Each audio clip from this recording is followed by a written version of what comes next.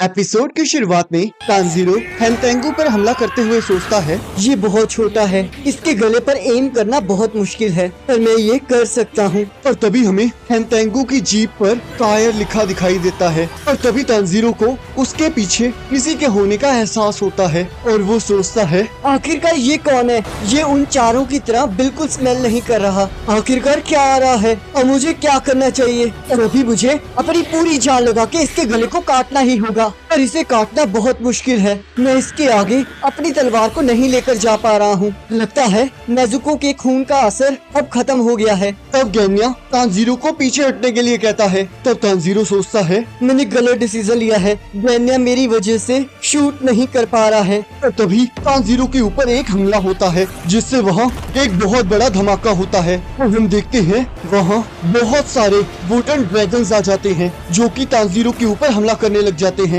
पर तानजीरो किसी तरह अपने आप को बचा रहा होता है। पर जैसे ही एक ड्रैगन तानजीरो पर हमला करने लगता है, नेजुको आकर उसे बचा लेती है, जिसकी वजह से उसका हाथ और पैर कट जाता है। तब तानजीरो पूछता है, क्या तुम ठीक हो नेजुको? और नेजुको उसे हाँ कहती है और तब हम देखते हैं नेजुको का हाथ और पैर रीजनरेट हो चुका होता है। और तब वहाँ एक डीमन कहता है, तुम लोग बहुत बेकार हो क्योंकि तुम लोग कमजोरों को परेशान करते हो। ये कितना घटिया है, मैं इसे और बर्दाश्त नहीं कर सकता। तुम बहुत घटिया दुश्मन हो। तब तानजीरो डरते हुए सोचता है, सिक्स्थ डीमन, आखिरकार अब ये कहाँ से आया? पर रुको, ये सिक्स्थ डीमन नहीं है। आखिरकार वो 4 डीमंस कहाँ गए? मैं उन्हें फील नहीं कर पा रहा हूँ। तब यहाँ गेन्या सोचता है, आखिरकार यहाँ क्या हो रहा है? मुझे कुछ समझ नहीं आ रहा। ये डीमन तो थोड़ी देर पहले एंगर डीमन था। मुझे लगता है जब तानजीरो ने उस छोटे डीमन पर अपनी तलवार से हमला किया था, तब उस एंगर डीमन ने अपने दोनों हाथों से जॉय डीमन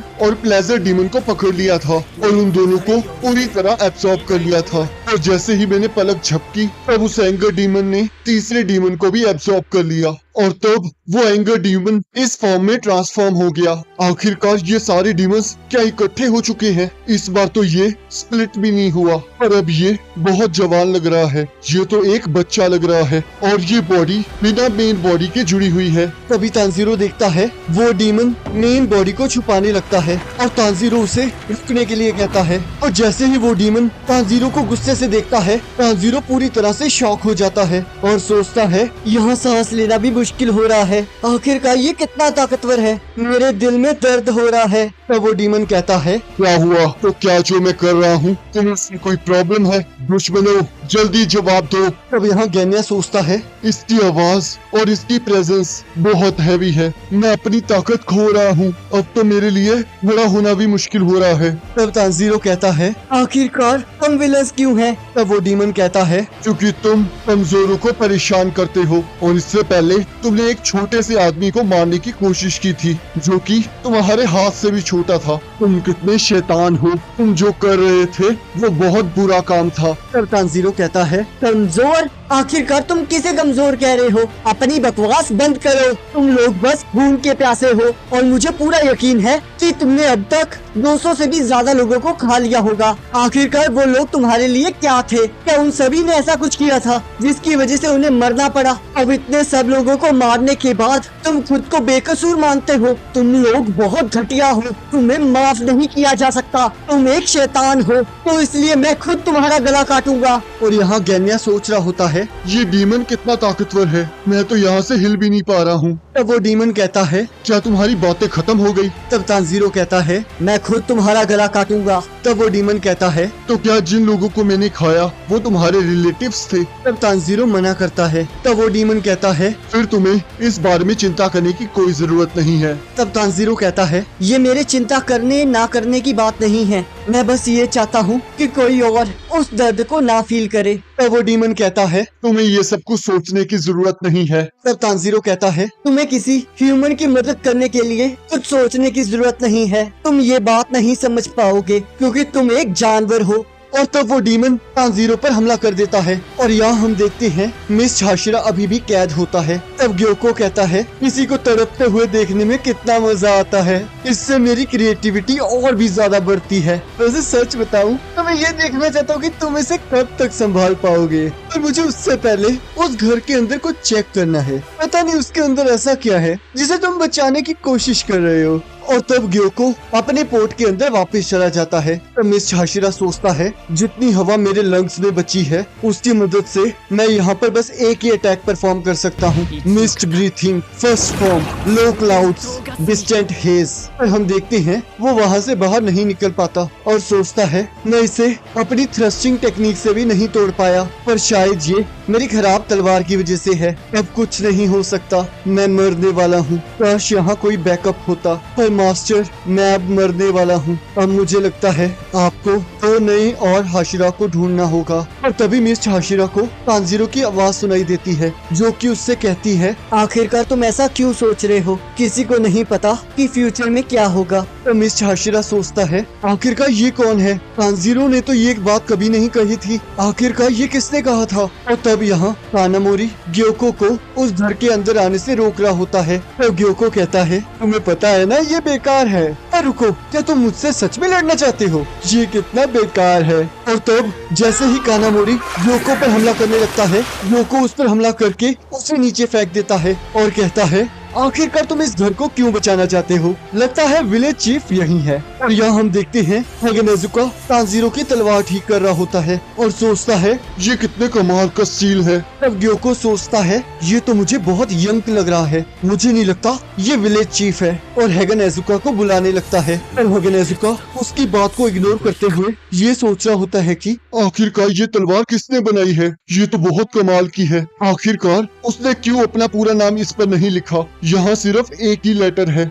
रुको, शायद मुझे समझ आ गया है। और तब ग्योको गुस्से में सोचता है आखिर ये ह्यूमन कितनी कंसंट्रेशन से काम कर रहा है, इसे तो मेरे आने का एहसास भी नहीं हुआ, मुझे ये बिल्कुल अच्छा नहीं लग रहा है, मैं भी कभी इतना ज्यादा कंसंट्रेट नहीं कर पाया, मैं एक आर्टिस्ट के तौर पर हारा हुआ महसूस कर रहा हूँ। और वो नेजुका पर हमला कर देता है। और हम देखते हैं नेजुका की कंसंट्रेशन फिर भी नहीं टूटती है और तब ग्योको फिर से उस पर हमला करता है, पर नेजुका फिर भी नहीं रुकते हैं, जिससे ग्योको को बहुत इरिटेशन होती है। तब नेजुका कहते हैं उसने इसलिए इस वॉट पर अपना नाम नहीं लिखा क्योंकि उसने इस तलवार को बहुत डिटर्मिनेशन से बनाया था और उसके बाद उसने इसके ऊपर बस सिंगल वर्ड ही लिखा जिसका मतलब इस तलवार का एक ही उद्देश्य है। तब ग्योको सोचता है मुझे ये बिल्कुल पसंद नहीं आ रहा, इसे मारना बहुत आसान है, पर मैं चाहता हूँ कि ये इस स्वॉर्ड को छोड़ दे, मैं इसकी कंसंट्रेशन को तोड़ना चाहता हूँ। तब यहाँ मिस हाशिरा सोचता है मेरी आंखें बंद हो रही हैं, मैं मरने वाला हूँ। तब तांजीरो से कहता है अपने अंत को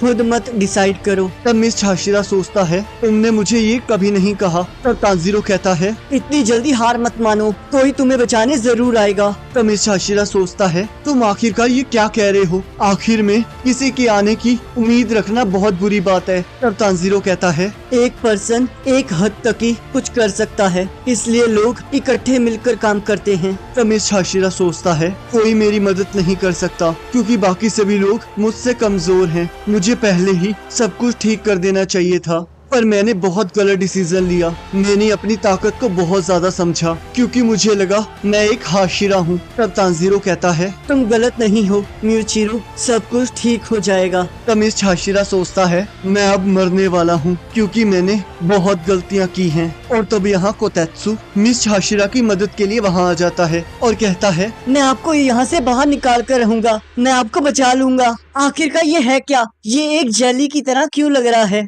तब मिस हाशिरा सोचता है जब मैं इसे नहीं तोड़ पाया तो तुम कैसे इसे तोड़ोगे, तुम्हें मुझसे ज्यादा किसी और चीज की फिक्र होनी चाहिए, तुम्हें जाकर विलेज चीफ की मदद करनी चाहिए, पर वो भी तुम्हारे लिए मुश्किल होगा, पर तुम कम से कम ज्यादा से ज्यादा तलवारों को इकट्ठा करके यहाँ से भाग सकते हो। और तभी वहाँ एक छोटा डीमन आ जाता है और मिस हाशिरा कोतेत्सु को उसके पीछे देखने के लिए कह रहा होता है और तभी वो डीमन कोतेत्सु पर हमला कर देता है और तब मिस हाशिरा उसे वहाँ से भागने के लिए कहता है, पर वो डीमन कोतेत्सु के पेट में अपना पंजा मार देता है। तब मिस हाशिरा सोचता है इसने उसके कमजोर हिस्से पर वार किया है, ये पक्का मारा जाएगा। आखिरकार तुम ये क्या कर रहे हो, अपने जख्म को पकड़े रखो और यहाँ से भाग जाओ, मेरे पास मत आओ, तुम्हें मेरी मदद करने की कोई जरूरत नहीं है, तुम कुछ नहीं कर सकते। और तब हम देखते हैं कोतेत्सु उस वाटर बबल के अंदर कुछ एयर ट्रांसफर करता है और तब मिस हाशिरा को तांजीरो की बात याद आती है जिसने कहा था दूसरों की मदद करने से होंगे, आखिर में तुम्हारे साथ भी अच्छा ही होगा। और तब